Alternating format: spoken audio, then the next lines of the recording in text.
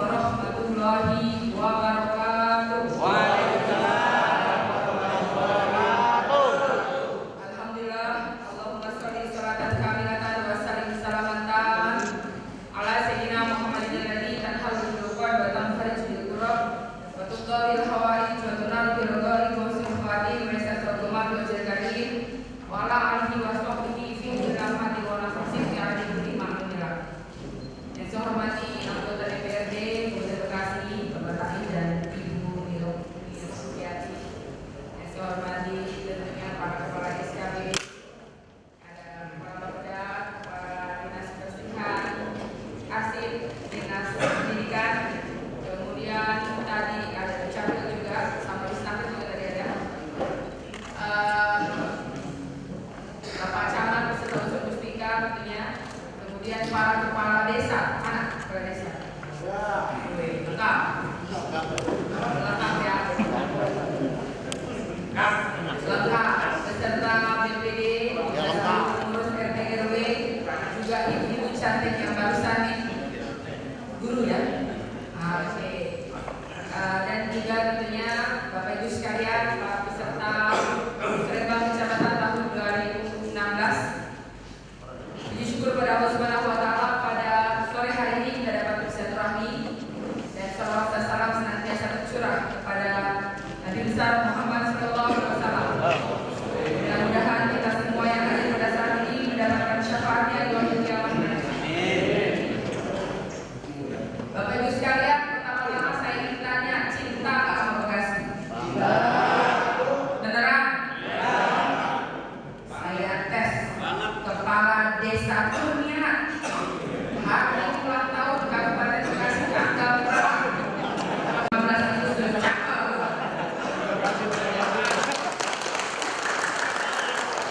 Untuk ditontonnya acara rutin setiap tahun, yang mana ini ada tokoh ulama, tokoh agama, tokoh masyarakat. Sorry, belum sebutin satu-satu ya. Musrembang ini merupakan acara rutin yang kita laksanakan setiap tahunnya. Saya ingin banget Lurah Kadir pernah ngomong sama saya, mantep bu katanya karang di pojok sono dicor, pojok sini dicor, pojok di sononya lagi dicor. Masya Allah katanya. Senang ya kita jadi orang pinggiran yang biasa jalanannya jelek, sekarang udah lebih baik. Komuan katanya Lurah juga Jaya mah biasanya ampun-ampun, sekarang sudah jalannya jauh lebih baik. Dan insya Allah di tahun 2016 ini jalanan kita sudah dalam keadaan mantap dan tuntas. Kecuali mungkin kalau jalan-jalan caci kecil banget, kalau kan kita juga ini cor, gitu kan? Nah terus kemudian ini udah ada yang ini ya, disiapin gambarnya ya. Tahun 2017 bangun SD baru dan juga rehab total dengan sistem 2 tingkat. Jadi udah nggak ada lagi SD yang 1 lantai nanti di tahun 2017. Keren kan? Udah gambarnya kayak gitu tuh. Jadi tidak ada di minimal 2 lantai, minimal. Ini syukur-syukur bisa sampai 3 lantai. Mestinya Kabupaten Bekasi ini bisa sekelas Yokohama. Jangan Tokyo lah, Tokyo keterlaluan ya, nggak tahu diri. Tapi kalau sekelas Yokohama, mestinya kita bisa seperti itu. Maka kenapa jalannya dibagusin dulu kan? Dan alhamdulillah nih, 2016 insya Allah tuntas untuk urusan jalan. 2017 kita akan bangun seperti itu. Dan kemudian juga ini contoh SMP-nya. Berikutnya kita juga akan bangun untuk SMA-nya dengan prototipe yang sama. Belum. Udah ada tapi kagak lama udah gak ada yang datang. Mereka biasanya lebih suka jadi itulah apa urusan sekretaris dan lain sebagainya. Berikutnya gapura-gapura, yang mana gapura ini kita akan bangun untuk mempercantik Kabupaten Bekasi. Jadi batas antar Karawang, batas dengan Bogor dan batas dengan Kota Bekasi. Yang paling penting batas dengan Kota Bekasi dan Karawang. Kita akan bangun yang bagus sehingga kita punya identitas Kabupaten Bekasi tercinta ini. Berikutnya, ini dia. Ini adalah konsep surat edaran yang mana meminta kepada seluruh warga Bekasi, baik yang PNS maupun yang bukan PNS, baik yang BUMD, semua diupayakan sholat berjamaah di masjid. Jadi kalau ada acara, nanti lagi asar nih, pasti belum, ini belum mereka belum, kita sosialisasi dulu aja. Termasuk TNI Polri katanya, termasuk TNI Polri karena mereka kan juga bagian daripada kita. Ini belum buat belum bang, tenang, belum rambut aja omanya. Sholat di masjid udah rambut aja Pak. Nah jadi ini sih saya tahu gak mudah. Kita sholat berjamaah tepat waktu itu kan gak gampang ya. Apalagi kalau di acara begini kadang-kadang mau sendiri nanggung bentar lagi ya 10 menit lagi. jadi berupaya bagaimana supaya kita bisa sholat berjamaah di masjid terdekat. Berikutnya. Nah, dan kita juga di cabang Bumi, kabar gembira buat Bapak Ibu, kita akan bangun rumah sakit tipe D. Akhirnya, dengan segala kendala dan ucapan terima kasih sama Pak Kades sudah menjembatani, mudah-mudahan berjalan dengan lancar sehingga bisa segera dimanfaatkan oleh masyarakat cabang Bumi. Kita bikin rumah sakit tipe D supaya mempermudah. Kasihan yang dari Gembong kan harus ke Sukarani atau harus ke Karang Bahagia untuk cari dokter yang baik. Kita akan bikin tipe D, mudah-mudahan mungkin dalam waktu 2 tahun ya. Mungkin dalam waktu 2 tahun bisa beroperasional setelah 2 tahun. Nah, untuk cabang Bumi termasuk tadi rumah sakit kita anggarkan 79 miliar lebih untuk cabang Bumi. Ini semua termasuk di rumah sakit tadi dan juga tentunya jalin-jalin masih ada sisa-sisa. Nah, jadi kita akan tuntaskan di tahun 2016 ini. Kemudian kita tahu mengenai Rutilah. Mumpung ini ada Pak Kades lengkap ya, BPD juga lengkap, Pak Camat semua. Saya minta Rutilah untuk tahun 2016 ini semua harus berdasarkan aturan yang berlaku. Saya tahu bahwa uang 15 juta itu nggak cukup kemana-mana. 15 juta uyuhan, ya. Kata orang Bekasi bilang uyuhan, ngerti uyuhan, ngerti ya? Uyuhan 15 juta, kudu ngeplur, jalan ngeplur rumah, dinding yang biliknya diganti, kemudian WC-nya dibuat. Wajib ya Pak, wajib pakai WC. Kalau warganya bilang saya nggak mau di WC, lebih baik jangan. Karena saya ingin mengajarkan kepada warga Bekasi untuk hidup perilaku bersih dan sehat, PHBS, perilaku hidup bersih dan sehat. Di dalamnya adalah apa? Mempunyai jamban bersih, ya. Jadi saya minta kepada Pak Kades hari Jumat besok ada PKPK yang akan dipanggil oleh Kejaksaan urusan tentang Rutilah. Ya, jadi saya minta pengawasan Kades, kemudian camat kepada penerima dan PKPK itu supaya betul-betul bekerja dengan baik. Kita memang tahu bahwa uang itu, kalau saya pernah kebayang saya kasih uang itu langsung penerima, pakai uang saya pribadi juga pakai APBD. Ternyata uangnya itu nggak bisa. Yang ada dia buat bayar ini, buat beli itu, buat beli ini. Nah, maka itu harus sama-sama antara pendamping. Bila perlu difasilitasi oleh kepala desa, panggil pendamping, panggil penerima hibah, ngomongin ini duit ditaruh di material, sama-sama ya, biar gak ada dusta di antara kita. Ya, jadi kenapa saya berkomat urusan Rutilah? Karena kasihan orang miskin ini kan butuh banget. Jadi tentunya jangan sampai lumbungnya yang dibakar. Kenapa saya bilang lumbungnya dibakar? Orang mungkin ada PKPK nakal, misalnya ada pendamping nakal, misalnya harus saya bilang. Nah, kemudian gara-gara kayak gitu akhirnya Rutilah programnya dibuang aja, nggak usah ada lagi. Kasihan orang miskin. Benar nggak? Jadi saya minta ketulusan dari kepala desa untuk langsung mengawasi yang namanya program Rutilah supaya jangan sampai ada hal-hal yang tidak kita inginkan.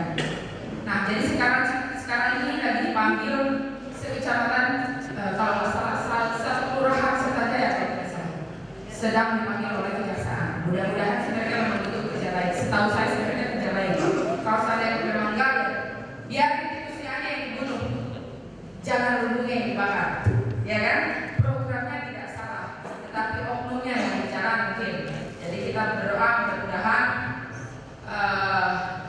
program Rutilah ini bisa terus berjalan dengan baik sehingga bisa bermanfaat untuk masyarakat miskin. Kemudian mengenai peningkatan layanan KTP dan akte kelahiran gratis, saya minta tolong. Ini kan banyak yang komplain bikin KTP 150.000, Saya bilang bahwa namanya dia minta tolong ke RT. RT kan udah ada bensinnya, tapi kan nggak semua orang bisa ngerti, betul kan? Kan nggak semua orang ngerti. Jadi mereka berpikir bahwa KTP itu harus bayar. Ada yang 100.000, ada yang 100.000, ada yang 50.000, macam-macam. Padahal gratis.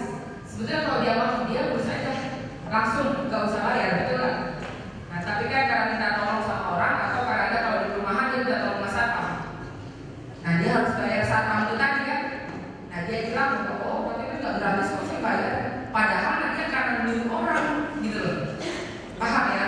Jadi saya minta tolong urusan KTP. Saya tahu pasti bapak ibu semua punya keluhan mengenai akte kelahiran dan juga mengenai kartu keluarga yang harus ditandatangani basah. Aturan tentang kartu keluarga yang ditandatangani basah oleh Kepala Dinas Dukcapil itu adalah aturan dari Menteri Dalam Negeri, bukan aturan Bupati Nenek Yasin. Saya minta tolong didengarkan ini ya, bahwa yang namanya kartu keluarga wajib hukumnya ditandatangani oleh Kepala Dinas Kependudukan dan Catatan Sipil. Itu adalah aturan dari Menteri Dalam Negeri, bukan aturan Bupati Bekasi. Supaya apa? Supaya jangan sampai salah persepsi. Oh, karena bikin KTP susah atau bikin KK susah. Padahal sekarang ini kenapa pusat begitu ketat mengatur kartu keluarga? Jadi jangan sampai ada satu orang punya dua identitas, gitu loh. Atau ada juga yang kita mudahin, lahirnya tahun 80, dia pengennya ditulisnya tahun 82 misalnya. Karena persoalan dia ada urusan hukum, misalnya gitu. Dengan umur segitu misalnya, kan ada yang di bawah umur ya, urusan hukum tuh. Sekali dimudahin supaya nggak ada urusan hukum. Ada juga yang gitu. Jadi ada modus seperti itu. Nah, kalau seandainya memang ternyata betul-betul memang segitu, memang dia salah membuat, harus ada faktor pendukung, data pendukung. Data pendukungnya lewat apa? Lewat ijazah. Ijazah kan nggak bisa dibohongin. Tahun berapa sebenarnya dimasukinnya? Nah, seperti itu. Jadi itulah kenapa mungkin kartu keluarga, KTP agak sedikit kendala. Yang kedua juga, urusan KTP itu pasti akan terus antri. Saya tekankan sekarang kalau KTP pasti akan terus antri. Kenapa? Kita ini masih kurang 600.000 lagi, 600.000 belangko KTP, 600.000 belangko KTP, yang belangkonya itu semua dari Menteri Dalam Negeri, bukan dari kita. Jadi belangko KTP elektronik itu ada di Menteri Dalam Negeri, bukan di kita. Jadi setiap bulan atau bahkan 2 minggu sekali kita mohon sama dia dikasih 10.000 tuh. Ntar habis minta lagi 10.000 tuh. Kebayang sama ibu 600.000 KTP yang perlu kita print out, ya kan? Kalau giliran habis kita mau ngomong apa, ya kan? Benar kan? Jadi ini juga masalah buat saya misalnya. Jadi kemarin saya kirim surat ke Menteri Dalam Negeri bahwa saya minta diturunkan 300.000 KTP lagi, belangko KTP untuk keluarga Bekasi. Nah, tetapi sistemnya tidak boleh buffer stok ternyata. Jadi mereka turunin setiap itu 10.000 seperti itu. Jadi habis seperti itu. Jadi bapak-bapak nggak usah aneh kalau seandainya KTP harus antri, karena memang belangkonya bukan dari kita. Paham ibu ya? Ya, oke. Terus kemudian mengenai karena ini saya pikir kenapa saya bahas tentang KTP dan KK ini merupakan hot issue yang harus dilurusin. Jangan sampai jadi benar, yang nggak benar. Nah ibu-ibu pasti ini juga berpikir tentang dana kematian. Kenapa sih zaman Nenek Yasin itu nggak ada, ya kan? Setiap bantuan itu harus baiknya BADES. Setiap bantuan itu harus baiknya BADES. Jadi setiap bantuan harus ada nama dan ada alamat. Nah kalau kita anggarkan dana kematian, apakah ada yang tahu kapan kita meninggal? Ada yang tahu nggak? Kan segala bantuan harus baiknya BADES. Jadi kalau ibaratkan tadi Dedi, gue anggarin Dedi buat kematian di dana kematian, kita nggak tahu ini kapan matinya, iya kan? Maka kenapa dana kematian tidak ada? Paham ya Pak ya? Kita ganti dengan yang lebih bermanfaat.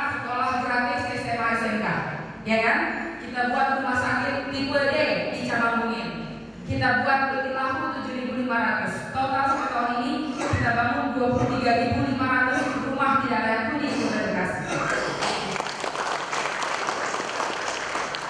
Tentunya saya dikasih thank sama anggota dewan yang selama ini sudah kerjasama, dan alhamdulillah program-program kita yang niatnya adalah untuk rakyat kita terus lanjutkan.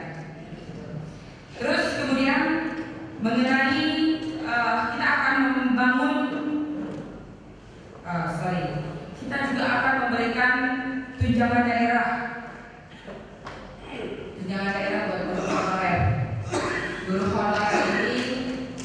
honorer ini lihat bisa hidup.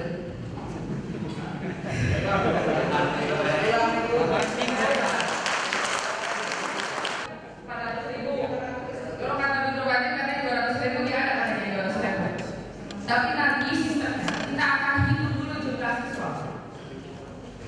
Kan sekarang kita boleh pakai outsourcing. Sistemnya sistem outsourcing. Nah, kita harus melihat jumlah siswa. Kalau bicara guru honorer apapun lah termasuk umum, itu misalnya ada saudara yang ada Kurnia misalnya, dua lagi, misalnya bang, kata Kurnia, bang, Pak Camat itu ngomong keponakan saya baru jadi lulusan sarjana, menghonor berapa katanya di kecamatan, karena nggak enak dimasukin dong, bener nggak?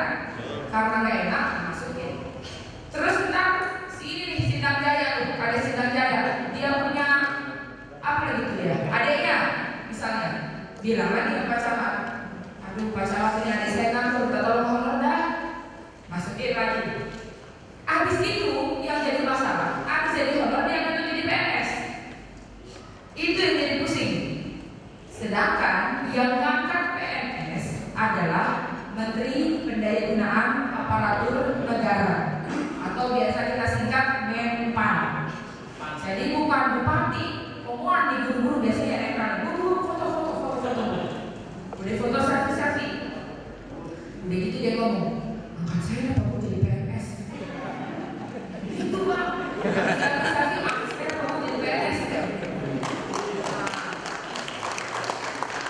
Jadi ini nih, saya pernah bilang sama guru honorer itu, bilang, guru cerdas jadi guru. Orang dibilang bukan buaya kan masih juga kan yang penasaran kan ya bang. Gitu. Jadi supaya jelas soal mengenai PNS adalah itu. Dan juga saya hitung kemarin sebelum DKI hitung sama Gusti ya kemarin ya hitung kalau guru itu ada total K2 ada 2.200 sekian lah, 2.000 berapa lah gitu. Nah dihitung kalau kita naikin perlu 22 miliar. Saya bilang oke lah kita masukin aja 22 miliar itu. Tinggal kita pikirin yang lain, karena udah K2 kita urusin honorer yang lain dan kita lagi.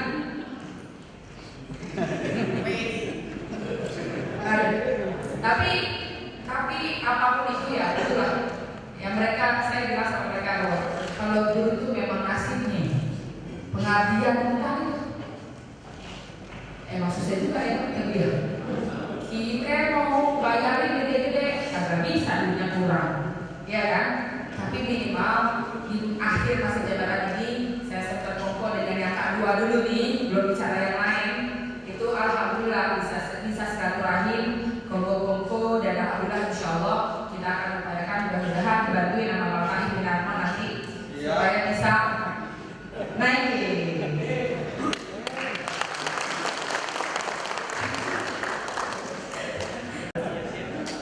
Terus selain itu juga alokasi jam kesda juga akan terus kita tingkatkan. Mudah-mudahan sih masyarakat di sini jangan terus banyak ya. Soal Bekasi ini memang kayak pulau, orang luar juga masuk ke Bekasi. Nambahin juga yang miskin kadang-kadang. Itu dia tuh yang kadang-kadang angka kemiskinan kita suka naik turun gitu. Sedangkan sebetulnya kalau dari IPM kita IPM itu tadinya peringkat 10. Sekarang IPM kita peringkat 8. Jadi udah naik 2 digit. Padahal jadi peringkat 8 dari kabupaten kota ya. Kita juara pertama tingkat kabupaten. Paham? Kalau yang ada kabupaten Bekasi di Jawa Barat kita nomor 1 kabupaten. Tapi kan ada kota, kan ada Kota Bandung kan.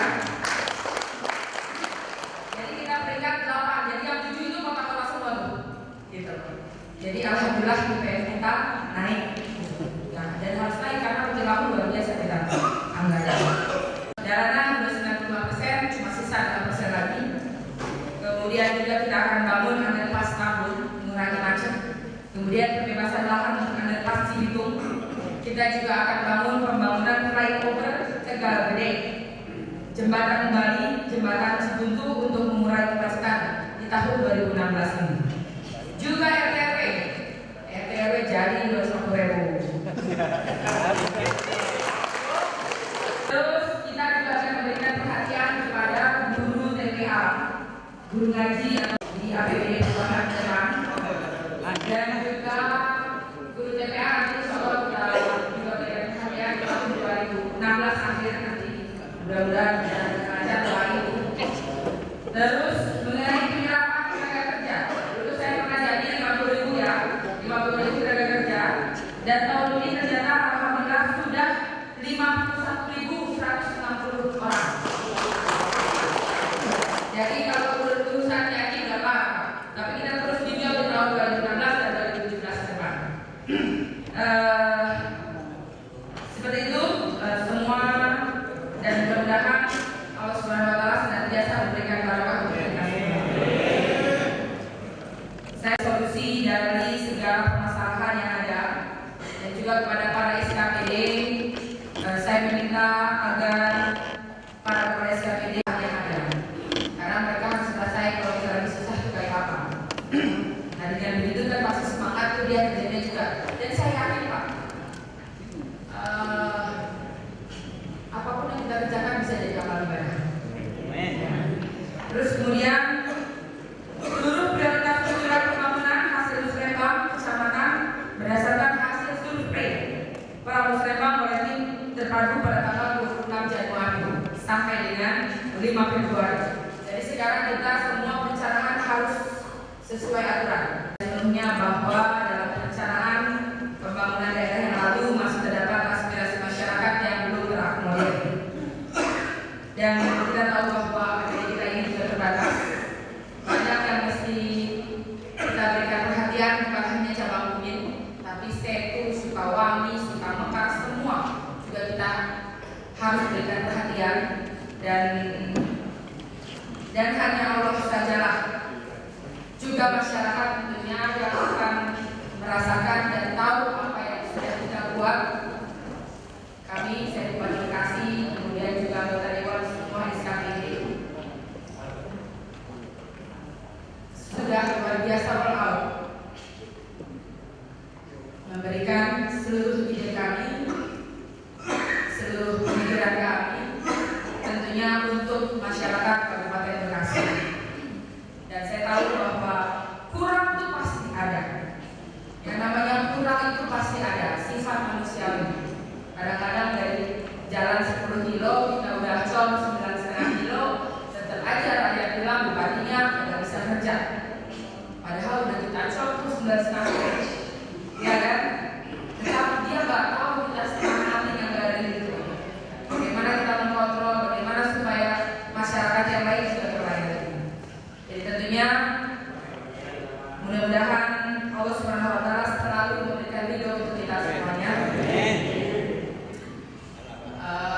Dan mudah-mudahan amanah ini bisa saya jalankan dengan sebaik-baiknya. Dan mudah-mudahan Allah Subhanahu Wa Taala senantiasa memberikan barokah untuk seluruh keluarga Bekasi. Titip salam untuk keluarga di rumah, dan dengan ucapan bismillahirrahmanirrahim, musrembang kecamatan cabang Bumin secara resmi dibuka.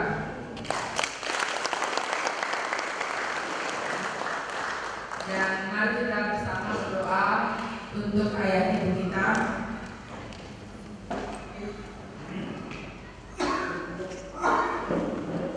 Semoga Allah Subhanahu Wa Taala senantiasa memberikan kasih sayang kepada mereka, senantiasa mengampuni segala dosa, dan memberikan surga untuk mereka. Dan mudah-mudahan Kabupaten Bekasi lebih baik dan lebih bersinar lagi di depan. Al-Fatihah.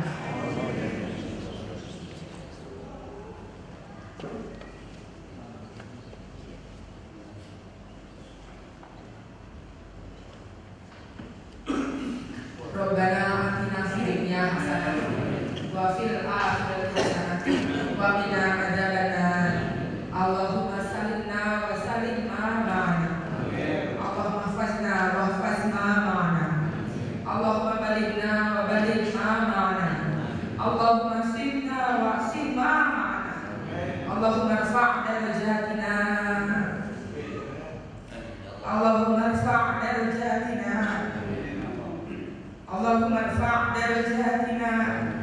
Darajati ma ma'ana. Minad du'a wa minkal ijabah. Fastajib du'ana ya Allah ya Rahman ya Rahim. Bi rahmatika ya arhamar rahimin. Wassallallahu ala sayyidina Muhammadin wa ala ali Muhammad. Wassalamualaikum warahmatullahi wabarakatuh.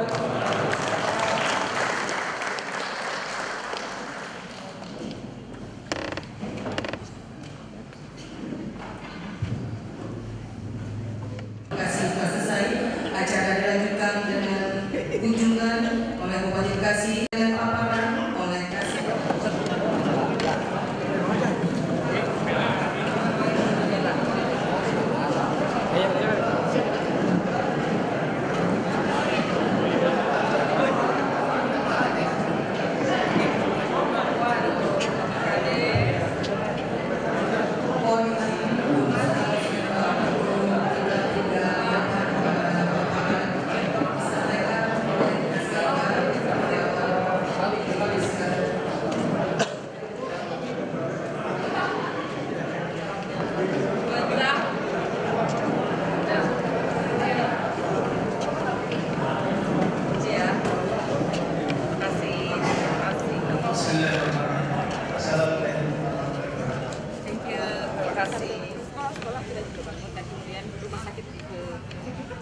Kita akan bangun di cabang Bungin ini di Desa Jaya Jaya Laksana ya, Jaya Laksana.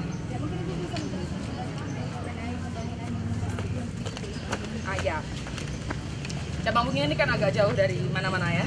Istilahnya termasuk Muara Gembong. Itu sebetulnya untuk menopang 4 kecamatan yang ada. Seperti Muara Gembong sendiri, Cabang Bungin itu sendiri, kemudian juga dekat dengan Pepayuran, juga Sukatani, Sukakarya. Jadi dengan adanya Kubede itu bisa mengcover beberapa kecamatan sehingga mereka akses ke kesehatan tidak terlalu sulit. Oke, mungkin Ibu punya catatan Ibu di tahun 2014-2015 apa yang harus dibenahi dari sistem regulasi yang mungkin jadi kendala di lapangan Ibu? Sorry gimana? Di tahun 2014-2015 Ibu mungkin mempunyai catatan apa yang harus dibenahi Ibu? Banyak tahun 14 kan banyak itu kan jalan ya. Sekarang udah much more better. Ke depan 2017 Musrembang ini. Untuk ke depan kita akan berikan selain rumah sakit kita juga akan bangun sekolah SD, SMP, SMA dengan prototipe Kabupaten Bekasi. Bicara mengenai masalah pengawasan Ibu, tupoksi dari Dewan Perwakilan Rakyat Daerah, bagaimana Ibu menyikapi controlling ataupun pengawasan dari legislatif khususnya di pembangunan ini Ibu, Kabupaten Bekasi? Pada prinsipnya eksekutif legislatif harus bersama-sama untuk rakyat tentunya, karena eksekutif legislatif ini harus terus bergandengan tangan, karena kita tahu bahwa kalau akur kan lebih gampang untuk rakyat. Kalau nggak akur pusing, kasihan rakyat. Ya, kan? Jadi kita bersyukurlah, alhamdulillah dengan anggota dewan yang ada nih so far so good. Lanjutkan. Terima kasih atas waktunya Bu ya.